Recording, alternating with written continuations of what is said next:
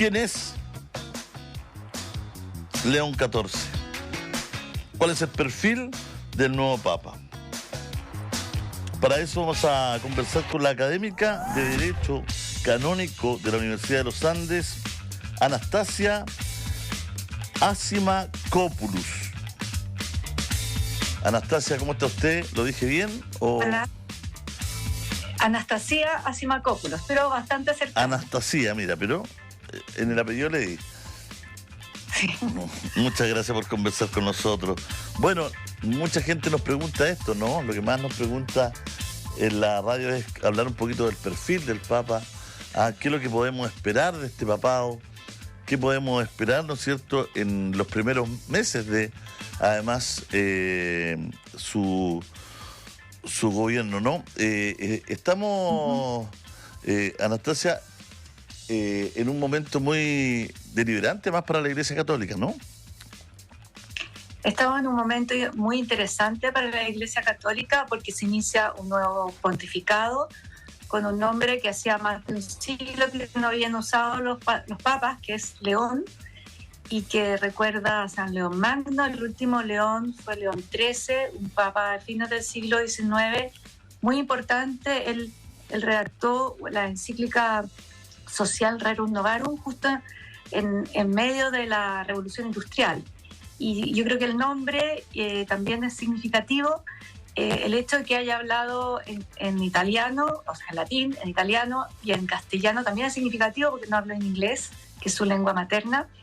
Y el origen del nuevo papa también es interesante porque si bien es norteamericano, primer papa norteamericano, es de origen por parte de padre francés e italiano, por parte de madre española, vivió muchos años en Perú, fue obispo de Chiclayo, les mando un saludo especial a ellos y en lengua castellana. Todo eso es muy novedoso porque es una iglesia joven, la iglesia de Norteamérica, y al mismo tiempo multicultural. Y es una prueba de eso en nuestro nuevo Papa. A ver, este Papa, muchos han hablado que es moderado. ¿Qué significa eso? Bueno, la verdad, tampoco sabría decir qué significa, porque qué es lo que cada uno quiere entender por moderado o claro, inmoderado. Me parece que es el nuevo Papa León XIV. Tiene mucho conocimiento intelectual, tiene estudios de matemáticas, de ciencia matemática, es canonista, que hacía mucho que no había un papa canonista, me parece muy interesante, y también el Papa tiene una gran experiencia pastoral, y yo creo que su vida espiritual y las palabras mismas que dijo hablando de la paz también muestran que estamos en una dimensión espiritual, que de ser discípulos de Cristo. Por lo tanto, que esas categorías humanas de moderado, no moderado, lo que tú quieras, son categorías que exceden o que son pobres para efectos de explicar un pontificado. Fíjese que en lo que uno ha leído, y antes incluso de que supiéramos el nombre del Papa, se hablaba mucho de si se iba a seguir el legado o no de Francisco, ¿no? Uh-huh. Esa era una conversación que había. Este nuevo Papa irá a seguir el legado de Francisco, irá a ser distinto, echará marcha atrás de algunas, ¿no es cierto?, de lo que dejó Francisco I. ¿Cómo lo ve usted? Bueno, yo veo que todo romano pontífice siempre recoge una tradición, porque recoge la fidelidad al magisterio eclesiástico, a las enseñanzas de Jesucristo, que es a la persona de Jesucristo, y luego también tiene su aspecto de novedad. A mí me parece que obviamente hay muchos procesos que se han iniciado con el Papa Francisco y que están desarrollándose, y que eso hace que sea interesante que el Papa nuevo, León XIV, los va a seguir tomando. Por ejemplo, la reforma a la curia romana, justamente el actual Papa León XIV era hasta hace poco el prefecto del dicasterio para los obispos, que es una institución de la Curia Romana que recientemente había sido reformada por el Papa Francisco. Entonces a León XIV le tocó ser prefecto del dicasterio de los obispos bajo nuevas normas, las de Francisco.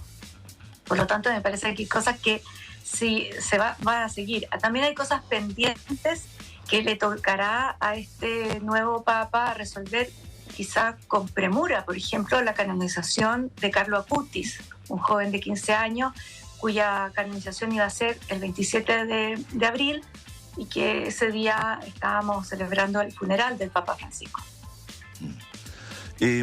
Este Papa es estadounidense, pero tiene mucho apego y cercanía, incluso la ciudadanía peruana.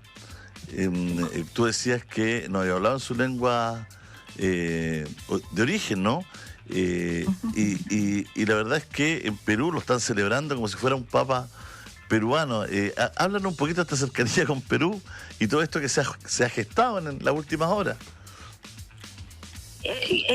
Yo he tenido la oportunidad de escuchar comentarios de amigos peruanos, precisamente diciendo que lo conocían, que era cercano y que era obispo de Chiclayo, y también eso, y que me parece muy bonito que siendo de un origen estadounidense y con estos antecedentes más bien europeos se haya hecho a un país latinoamericano, a Perú, con ese cariño que lo demostró en sus palabras en castellano. Y eso también muestra que un corazón de pastor que se hizo al lugar, tanto que pidió la nacionalidad peruana.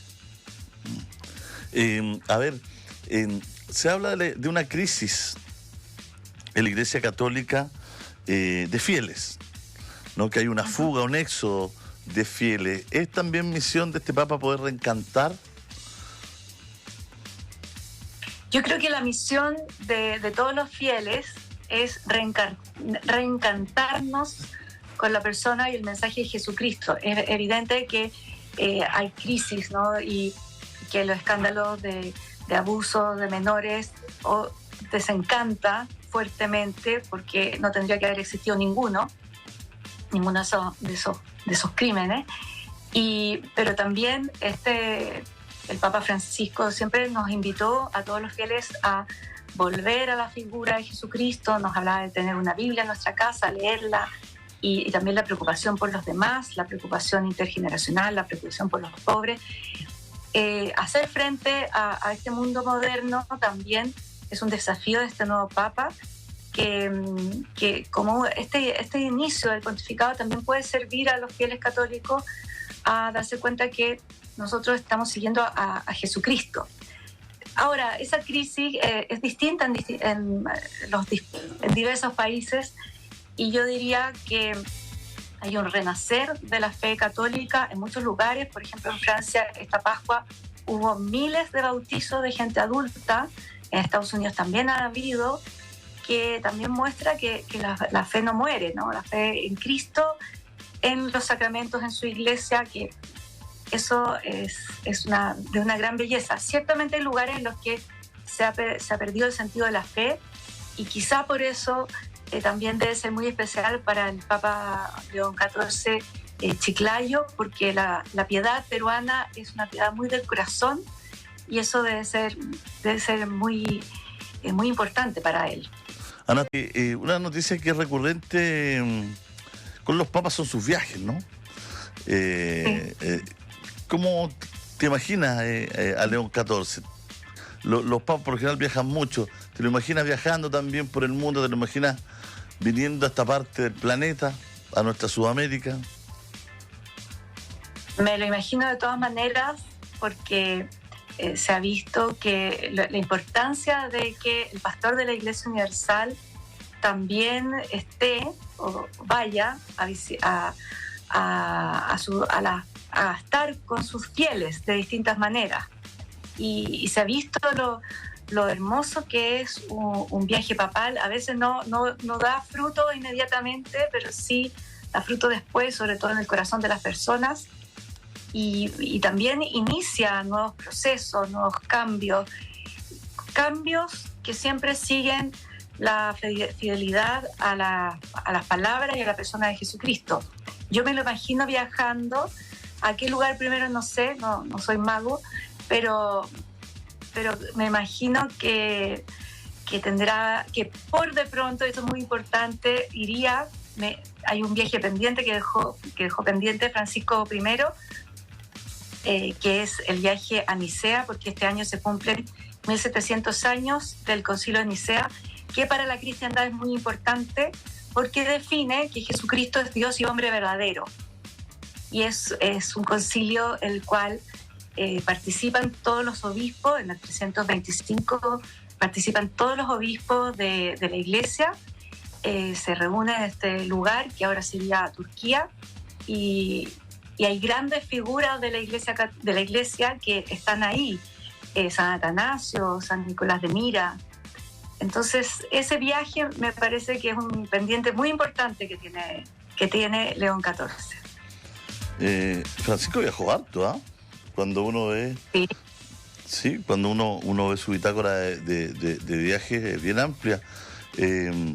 Bueno, se habla de un papa de transición en algunos medios, ¿no? Se le buscaba por la edad que iba a tener, si era un poquito mayor, un poquito menor. ¿Cómo ves tú esto de la edad del papa? Me parece una edad estupenda. Bueno, uno dice 69 años, en el mundo civil la gente se retira, jubila, y resulta que la Iglesia, al revés, es una buena edad para ser papa. Y a mí me parece que se lo ve bien sano, y que va a ser un tiempo muy, muy fructífero para él y para toda la Iglesia.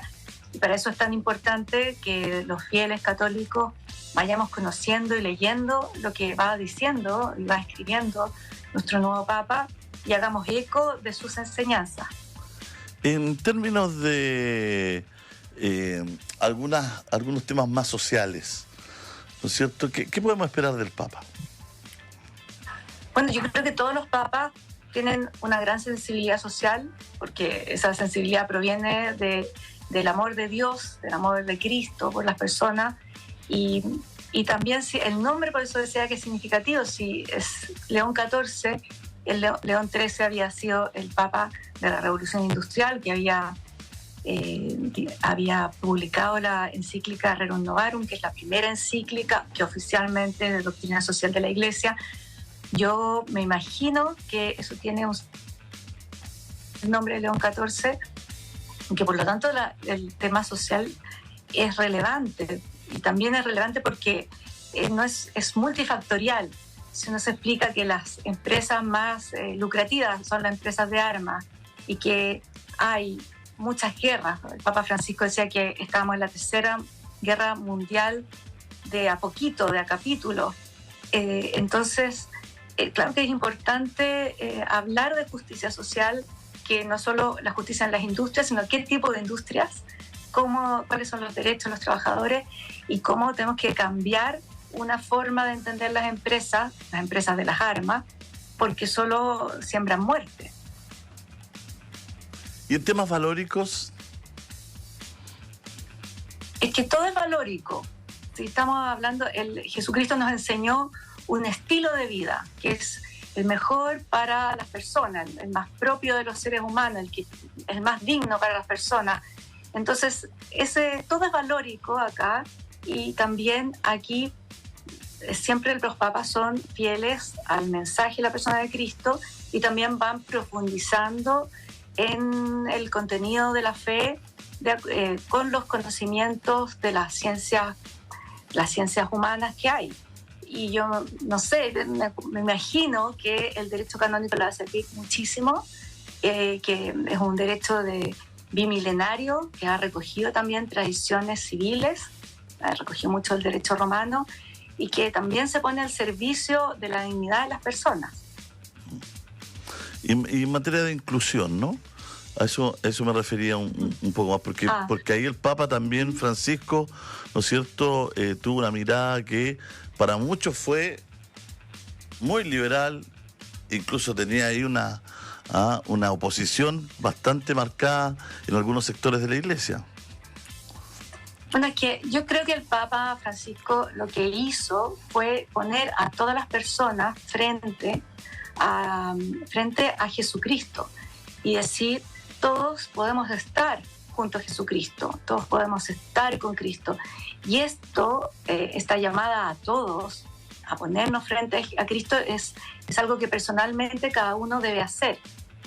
Y esta es la llamada principal, no tanto decir si esto me conviene o no conviene, se va a mis gustos o no, como si esto fuera un supermercado, sino decir, el Papa quería decirnos que todos podíamos estar cerca de Jesucristo y teníamos que ponernos nosotros al alcance de la mirada de Jesucristo, y esto sí que es inclusión para todos. Claro que sí. Bueno, te queremos agradecer este ratito, esta conversación con la radio. Te enviamos un abrazo gigante. Muchas gracias a usted.